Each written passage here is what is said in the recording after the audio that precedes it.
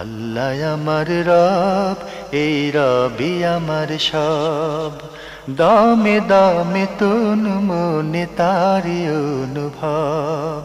তোমার দুনিয়াতে আমি যেদিকে তাকাই, অথই নিয়ামতে ডুবে আছি সবাই।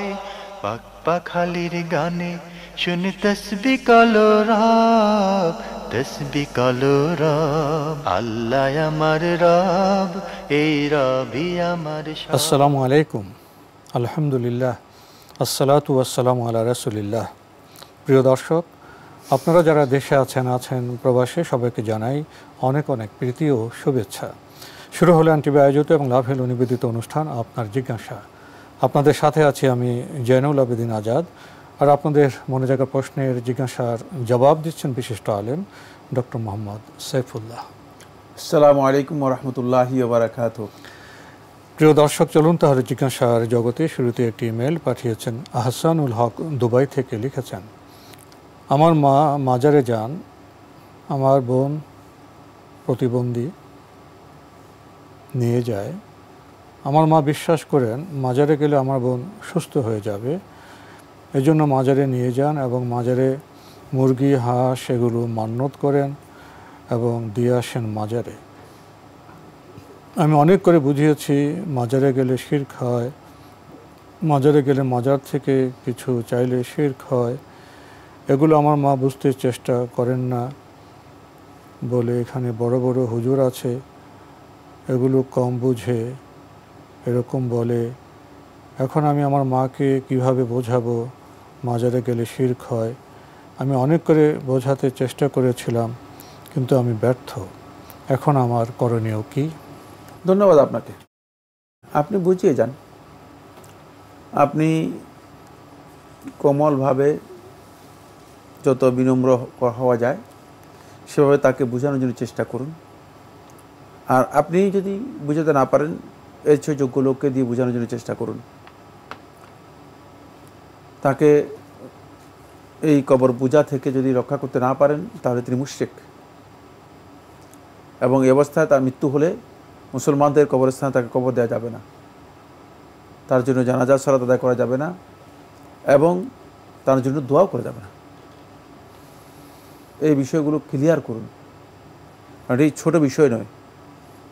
যদি ক্ষুদ্র বিষয় হতো তাহলে হয়তো মানে এই ক্ষেত্রে আপনি নর্মাল থাকতে পারতেন বা সহজ থাকতে পারতেন। ভালো করে বোঝানোর জন্য চেষ্টা করেন যে আপনার মৃত্যুর পরে আমরা আপনার জন্য দোয়া করতে পারবো না, আপনি শিরকের মধ্যে লিপ্ত রয়েছেন। কবরে যাওয়া, কবরের জন্য মান্যত করা, কবরবাসীর কাছ থেকে কিছু নেওয়া, আর কবরবাসীর সেখানে গেলে সুস্থ হয়ে যাবে এই ধরনের আকীদা পোষণ করা পরিপূর্ণ শিরকে আকবর, সবচেয়ে বড় শিরক। এর মাধ্যমে একজন ব্যক্তি একেবারে ইসলামের যেই রশি তার গলার মধ্যে ছিল, সেই রশি থেকে সম্পূর্ণরূপে বেরিয়ে গিয়েছে এবং সে ইসলাম থেকে সম্পূর্ণরূপে মুক্ত হয়ে গিয়েছে, আলাদা হয়ে গিয়েছে, বিচ্ছিন্ন হয়ে গিয়েছে। তাই এই বিষয়গুলো তাকে খুব সুন্দরভাবে বোঝানোর জন্য চেষ্টা করেন।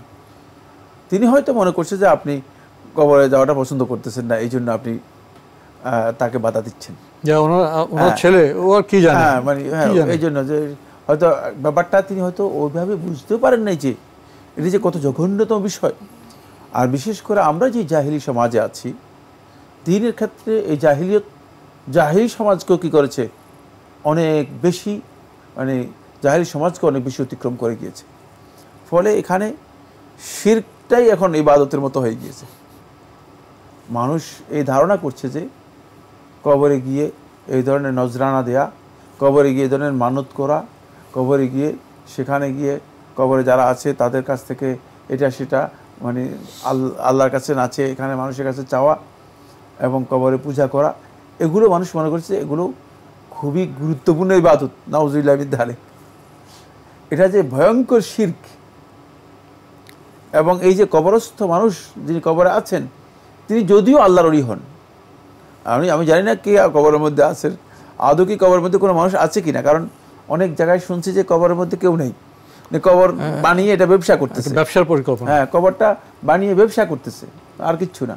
যদি কবরের ভিতরে কোনো ব্যক্তি থাকেও, যদি তিনি আল্লাহর ওলিও হয়ে থাকেন, তার সেই ক্ষমতা নেই যে তিনি পৃথিবীর সামান্যতম একটি বালিও যেখানে আছে সেখান থেকে অন্য জায়গায় নিতে পারেন, এটা সম্ভব নয়। বরং এই কর্তৃত্ব একমাত্র আল্লাহ তাআলার। ইউদাব্বিরুল আমরা মিনাস সামাই ইলাল আরদ, আসমান থেকে তিনি এই পৃথিবীতে সমস্ত জিনিসের নিয়ন্ত্রণ এবং পরিবর্তন করে থাকেন। এটা আল্লাহ তাআলার দায়িত্ব, আর কেউ এটা করার ক্ষমতা রাখে না। সুতরাং এই বিষয়গুলো তাকে বুঝাতে হবে। যদি বুঝাতে সক্ষম না হন, আল্লাহ তাআলার কাছে বেশি বেশি করে দোয়া করুন, আল্লাহ তাআলা যেন তাকে হেদায়েত দান করে।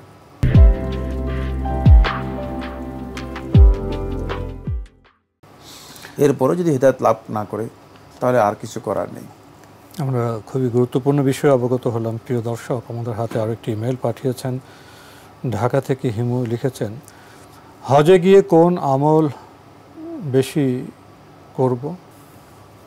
হজে গিয়ে কোন আমল বেশি করব? হজে গিয়ে হাজি সাহেব যখন ইহরাম করবেন, তখন তিনি, তার জন্য গুরুত্বপূর্ণ আমল হচ্ছে তালবিয়া, রাফউস সাউতি বিতালবিয়া।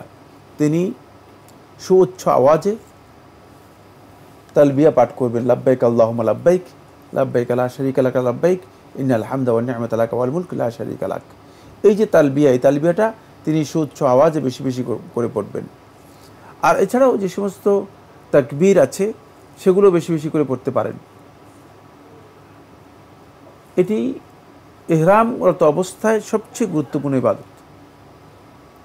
মুহরিমের জন্য ইহরামের পর থেকে আরম্ভ করে তিনি ইহরাম থেকে মুক্ত হওয়ার আগ পর্যন্ত তার কাজ হচ্ছে তালবিয়া পাঠ করা, এবং অধিক পরিমাণে তিনি তালবিয়া পাঠ করবেন। এটাই সুন্নাহ, নারী পুরুষ সকলের জন্য নির্বিশেষে সুন্নাহ। তবে নারীরা শুধুমাত্র নিজেরা শুনে এই আওয়াজে বলবেন, আর পুরুষ যারা আছে তারা উচ্চ আওয়াজে বলবেন। দ্বিতীয় নম্বর যে কাজটি আপনি করবেন হজে, সেটা হলো, যেহেতু আপনি যাচ্ছেন আল্লাহর ঘরের তাওযীমের জন্য, যালিকা ওয়া মান ইউআযযিম শাআইরাল্লাহি ফাইন্নাহা মিন তাকওয়াল কুলুব। আল্লাহ সুবহানাহু ওয়া তাআলা কোরআনে কারীম সূরাতুল হজ্জের 31 নম্বর আয়াতের মধ্যে বলেছেন, এটা এই জন্য যে ওয়া মান ইউআযযিম শাআইরাল্লাহ, যে আল্লাহ তাআলা নিদর্শনাবলীকে যথাযথভাবে মর্যাদা দেবে, এর তাওযীম করবে, তাহলে ফাইন্নাহা মিন তাকওয়াল কুলুব, তার এই কাজটি তার অন্তরের তাকওয়া অর্জন করার মাধ্যম হবে। সুতরাং অন্তরের তাকওয়া লাভ করার জন্য এই আল্লাহর ঘরের এবং আল্লাহর যে সমস্ত নিদর্শনাবলী আছে, সেই নিদর্শনাবলীর মর্যাদা যথাযথভাবে আপনাকে দেখাতে হবে। এর মর্যাদা হচ্ছে, আল্লাহর ঘরের গুরুত্বপূর্ণ মর্যাদা হচ্ছে দুটি। এক নম্বর হচ্ছে অধিক পরিমাণে আল্লাহর ঘরে তাওয়াফ করা, আল্লাহর ঘরে তাওয়াফ করা। ওয়াল ইয়াতাওয়াফু বিল বাইতিল আতিক, আল্লাহ সুবহানাহু ওয়া তাআলা ওই কোরআন কারীমের মধ্যে এই কথাই বলে দিয়েছেন, ওয়াল ইয়াতাওয়াফু বিল বাইতিল আতিক, তারা যেন এই পুরাতন ঘরের তাওয়াফ করে, নির্দেশ দেওয়া হচ্ছে। সুতরাং অধিক পরিমাণে চেষ্টা করবেন তাওয়াফ করার জন্য। তাওয়াফ করার পদ্ধতি কি? তাওয়াফ করার পদ্ধতি হচ্ছে, মানে আল্লাহর ঘরে 7 বার, হাজরে আসওয়াদের কোণ থেকে শুরু হবে, হাজরে আসওয়াদের কোণে এসে শেষ হবে, 7 বার চক্কর দিবেন। তারপরে 2 রাকাত রাকাতাই তাওয়াফ, তাওয়াফের যে 2 রাকাত সুন্নাহ আছে, সেই সুন্নাত এটা আদায় করবেন, 2 রাকাত পড়বেন। এটা হচ্ছে একটি তাওয়াফ। এইভাবে আপনি চেষ্টা করবেন অধিক পরিমাণে তাওয়াফ করার জন্য। আর মসজিদে হারামে গিয়ে সালাত আদায় করবেন, কারণ এখানকার সালাতের ফজিলত, এখানকার সালাতের মর্যাদা অন্য কোথাও সালাতের সমতুল্য নয়। রাসূলুল্লাহ সাল্লাল্লাহু আলাইহি ওয়াসাল্লাম হাদিসের মধ্যে বলেছেন, সালাতুন ফিল মসজিদিল হারাম খায়রুম মিন মিয়াতি আলফি সালাহ ফিমা সাওয়া। রাসূলুল্লাহ বলেন যে মসজিদে হারামে একটি সালাত আদায় করা, এটি 1 লক্ষ সালাত আদায় করার চেয়ে উত্তম। লক্ষ গুণ বেশি সওয়াব, লক্ষ গুণ সওয়াব। কোন কোন রাওয়াতের মধ্যে তাআদিলু মিয়াতা আলফি সালাহ, মিয়াতা আলফের সমান, 1 লক্ষের সমান হবে। ফিমা সাওয়া, মসজিদে হারাম ছাড়া অন্য কোথাও সালাত আদায় করার চেয়ে। সুতরাং 1 লক্ষ গুণ বেশি সালাতের যে মর্যাদা পাবেন, সেই মর্যাদা পাওয়ার জন্য আপনি চেষ্টা করবেন অধিক পরিমাণে সালাতগুলো জামাতে গিয়ে মসজিদে আদায় করার জন্য চেষ্টা করবেন। এই ক্ষেত্রে অলসতা না করা হচ্ছে হজের অত্যন্ত গুরুত্বপূর্ণ বিষয়। তারপরে যে কাজগুলো আছে, হজের মাশায়ের যেগুলো আছে, যেই সমস্ত মুকাদ্দাস পবিত্র জায়গাগুলো আছে যেখানে হজের আমরা নুসুকগুলো পালন করব, প্রত্যেকটি জায়গায় যে বিধান রাসূলুল্লাহ সাল্লাল্লাহু আলাইহি ওয়াসাল্লাম যেভাবে পালন করেছেন, ঠিক সুন্নাহ অনুযায়ী সে বিধান সেখানে পালন করবেন। চেষ্টা করবেন যে সেখানে সুন্নাহ অনুযায়ী সেগুলো পালন করার জন্য।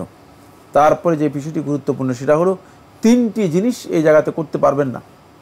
1 নম্বর হচ্ছে কোনো অশ্লীল কথা এবং কাজ, 2 নম্বর হচ্ছে কোনো ধরনের গর্হিত নিষিদ্ধ কাজ, 3 নম্বর হচ্ছে কোনো প্রকার ঝগড়া বিবাদ, এগুলো হজের এই সফরে করতে পারবেন না।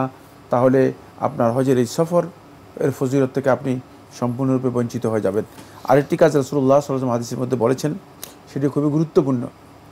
সেটা হলো রাসূলুল্লাহ সাল্লাল্লাহু আলাইহি ওয়াসাল্লাম যখন প্রশ্ন করা হয়েছে, কিলা ইয়া রাসূলুল্লাহ মা বিররুল হজ্জ, আপনি যে হজ্জে মাবরুর বলেছেন, মা বিররুল হজ্জ, হজের মাবরুরের পুণ্যের কাজটা কোনটা, হজে সবচেয়ে পুণ্যের কাজটা কোনটা? তখন আল্লাহ নবী সাল্লাল্লাহু আলাইহি ওয়াসাল্লাম বলেছেন যে 2টি খুবই গুরুত্বপূর্ণ বিষয়। 1 নম্বর হচ্ছে ইতআমুত তাআম, লোকদেরকে খাবার খাওয়াবেন। 2 নম্বর হচ্ছে লিনুল কালাম, কথাটা নরম, ভাষাটা মানে কোমল ভাষী হবে, ভাষাটা নরম হবে, ভাষাটা কোমল হবে। এই 2টি হচ্ছে এখানে হচ্ছে হজের সবচেয়ে মূল কাজ, লোকদেরকে খাওয়ানোর জন্য চেষ্টা করা। কারণ এখানে আল্লাহর মেহমানরা এসেছে, এখন আল্লাহর মেহমানদেরকে আপনি কি মেহমানদারি করাতে পারলেন কিনা আল্লাহ তাআলা দেখবেন, এটা জানবেন। হাজে তো সৌদি আরবের লোকজন মানুষকে আপ্যায়ন করার জন্য খুব প্রচেষ্টা চালিয়ে যায়। আমরা সৌদি আরবের লোকজন খাবে কি খাবে না এটা দায়িত্ব নয়, কিন্তু এটা সকলের জন্য দায়িত্ব, এটা যাদের কাছে সামর্থ্য রয়েছে, কারণ যাবেন তাদের জন্য দায়িত্ব। এখানে যারা গিয়েছে তা তো ফকির, একটা উদাহরণের কথা বললাম যে না, তারা তো দিচ্ছে কোনো সন্দেহ নেই, তারা প্রচুর দিচ্ছে, কিন্তু আমরাও দিতে হবে, আমাদেরও দিতে হবে। কারণ এটা হজে মাবরুরের একটা বৈশিষ্ট্য, মানে হাজের বৈশিষ্ট্য হিসেবে আমরা পরস্পরকে খাওয়াবার আপ্যায়নের চেষ্টা করব, মানে অন্যদের সাথে আচরণটাও যেন আমাদের কোমল হয়, লিনুল কালামটা যেন খুবই নরম হয়, কোমল হয়। এইগুলো হচ্ছে হজের সফরে হজে গিয়ে করবেন।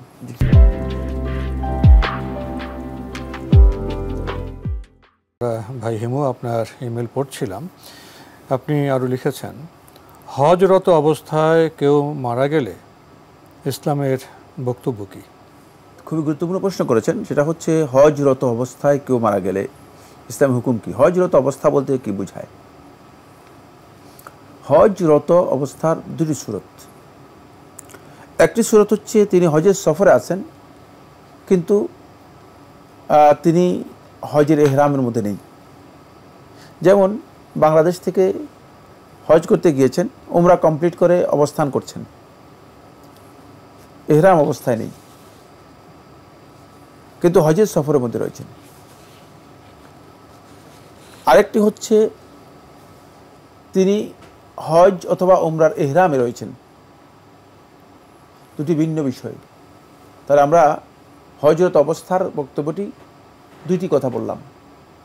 প্রথম কথা হচ্ছে যদি তিনি এহরাম অবস্থায় না থাকেন, হজের সফরের মধ্যে রয়েছেন, তাহলে এই অবস্থায় তিনি আল্লাহর ঘর থেকে নিজের ঘর থেকে আল্লাহর ঘরে যাওয়া এবং হজ সম্পন্ন করে নিজের বাড়িতে ফিরে আসা পর্যন্ত তার জন্য 2টি বিষয় আল্লাহ রাব্বুল আলামিন নিশ্চিত করেছেন।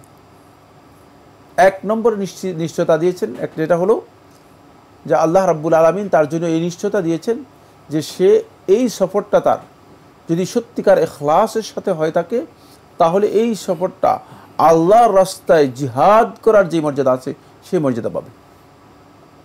আল্লাহর রাস্তায় জিহাদ করে যে মর্যাদা লাভ করা যায় সেই মর্যাদা পাবে।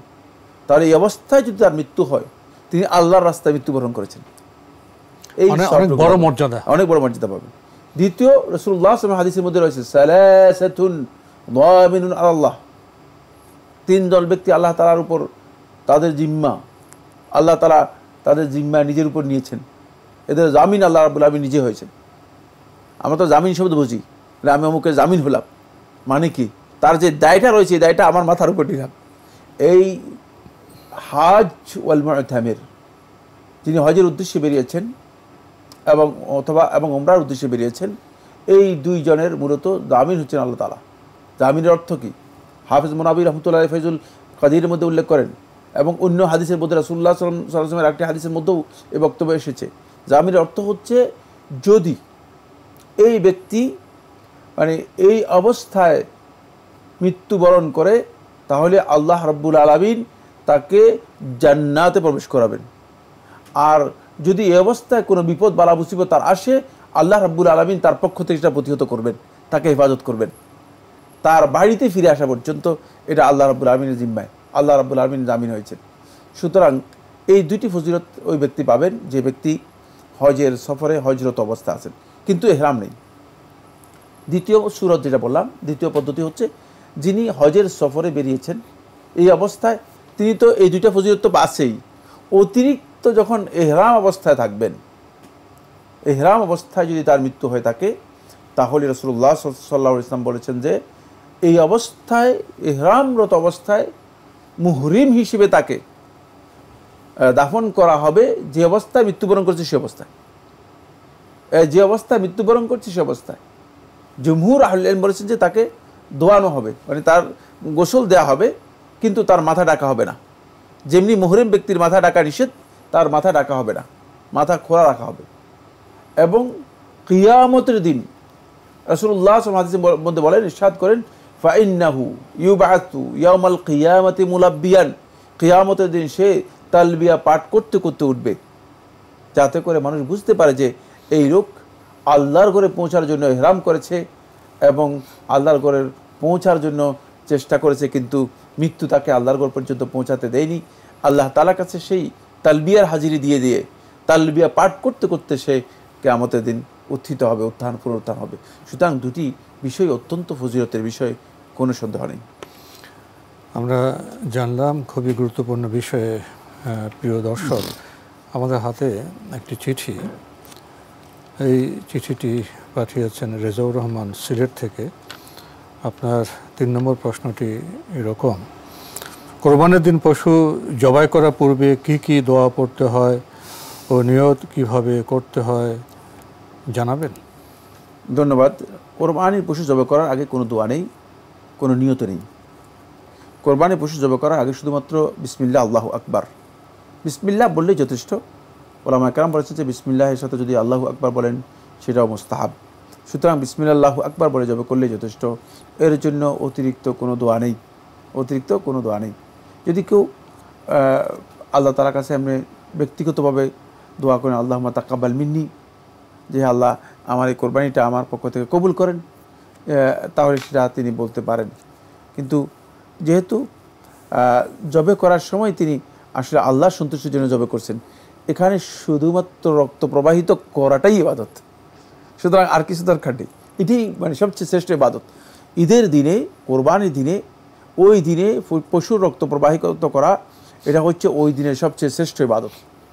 আল্লাহর সন্তুষ্টির জন্য হতে হবে, কবরে গিয়ে নয়, মাজারে বা দরগায় গিয়ে নয়, কোনো পীর সাহেবের বাড়িতে গিয়ে নয়। যদি কেউ ওই কাজ করে থাকেন তাহলে তিনি একেবারে ঈমান এবং ইসলাম থেকে, যেমন গায়ের থেকে কাপড় খুললে যেমন সম্পূর্ণ মুক্ত হয়ে যাবে, ঠিক অনুরূপভাবে সে ইসলাম থেকে অবমুক্ত হয়ে যাবে, ইসলাম থেকে আলাদা হয়ে যাবে, বিচ্ছিন্ন হয়ে যাবে। শুধুমাত্র আল্লাহর সন্তুষ্টির জন্য যদি জবে করে থাকেন তাহলে তার এই কাজটি একেবারেই খালেস ইবাদত হিসেবে বিবেচিত হবে। এর জন্য আলাদা কোনো দোয়ার প্রয়োজন নেই, আলাদা কোনো নিয়তের প্রয়োজন নেই। আপনি যেদিন পশু কিনেছেন সেদিকে তো নিয়ত করেছেন যে আমি আল্লাহর সন্তুষ্টির জন্য এটা জবে করব। কোরবানির পশু মাঠ থেকে ক্রয় করার পরে মানে নিয়ত করে গড়ে আনাটাই এটাই যথেষ্ট কোরবানির নিয়তের জন্য, আর আলাদা নিয়ত করার প্রয়োজন নেই। মানে যেদিন আপনি ক্রয় করেছেন কোরবানির জন্য, সাথে সাথে এটা কোরবানির পশু হয়ে গেছে। সুতরাং এর হক আল্লাহ তাআলার উপর, মানে এর উপর আল্লাহ তাআলার হক সাব্যস্ত হয়ে গিয়েছে। এই পশুর উপর আল্লাহ তাআলার হক সাব্যস্ত হয়ে গিয়েছে। এই অবস্থায় এই পশু আপনাকে অবশ্যই জবে করতে হবে। জবে না করে যদি বিক্রি করেন তাহলে আপনি গুনাহগার হবেন, বিক্রি করেন আপনি গুনাহগার হবেন। এই জন্য অবশ্যই আপনাকে এই পশু কী করতে হবে, জবে করতে হবে। হ্যাঁ, যদি কোনো ইনকেস কোনো প্রবলেম দেখা দেয়, যে প্রবলেমের কারণে হয়তো এই পশু আপনি বিক্রি করে ফেলবেন, আরেকটা পশু স্থলাভিষিক্ত করবেন, তাহলে আলেমদের ইখতিলাফ রয়েছে, দীর্ঘ ইখতিলাফ রয়েছে। কেউ কেউ বলেছেন জায়েজ রয়েছে, কেউ বলেছেন জায়েজ নেই। তবে সেক্ষেত্রে জায়েজ রয়েছে। আপনি কোনো কারণ যদি দেখা দেয়, সুনির্দিষ্ট কোনো কারণ দেখা দেয়, সেই কারণে আপনি কী করতে পারেন, সেটা পরিবর্তন করতে পারেন।